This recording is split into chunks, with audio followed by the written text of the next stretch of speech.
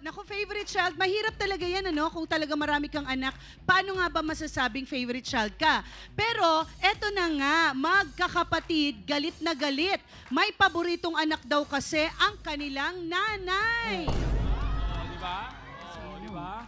Dahil Yung lahat po kasi ang pabor lagi nasa kapatid ko. Kay Pompa po, yun ang nararamdaman namin. Lalo na po yung ngayon na may problema po ako. Parang hindi po nila pinapakita na kaya nila ako, na tutulungan nila ako. Parang ang dating po laging pabor lang kay Pompa, ganun po. si Pompa ay pang-ilan sa magkakapatid. Bunso po sa babae. Nung bata ba kayo, mas nakita mo yung favoritism o ngayon lang ito? Hindi naman po nakikita ng gaano masyado. Pero nung mga nagkaanak na po kami, nagkaroon kami ng pamilya, doon po namin na Aling Lilian, anong masasabi ninyo na pinaparatangan kayo ng anak nyong si Ingkit na meron kayong paboritong anak na si Pompa?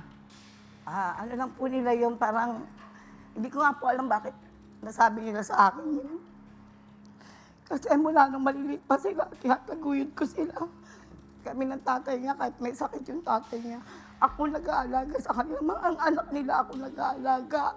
Pero bakit nasabi na nung minsan ay nakitira sa inyo, ay nagagalit daw ho kayo dahil na parang inukupa yung dapat higaan ng anak ni Pompa? Ano ba ang hinanakit mo sa anak mong si Ingkit? Wala naman po akong hinanakit sa kanila. Lahat sila po mahal ko kasi anak ko sila.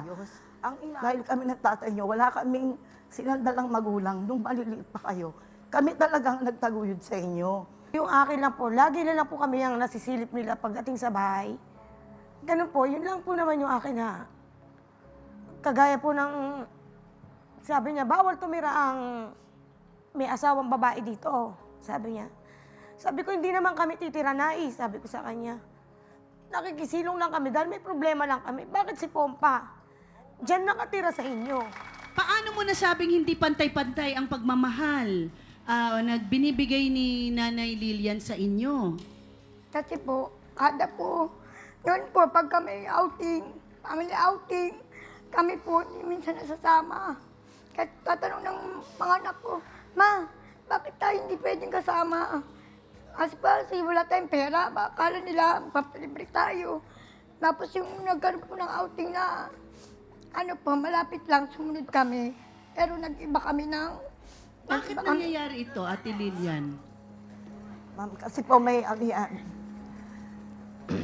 may personal pong dahilan. Sabi mo doon, Pompa, na sinasabi ng mga dalawang ate mo na ikaw ay paborito. Ano sa tingin mo, bakit nila nasasabi yan? Hindi po totoo yun. Kasi po, simula po nung umalis pa sila ate sa bahay, ako na po yung naging katulong ni nanay. Katulad ng... Pagka aalis po sila nanay, ako po yung nagsasama sa ospital kay tatay. Sila ate po kasi may sarili na rin po silang bahay.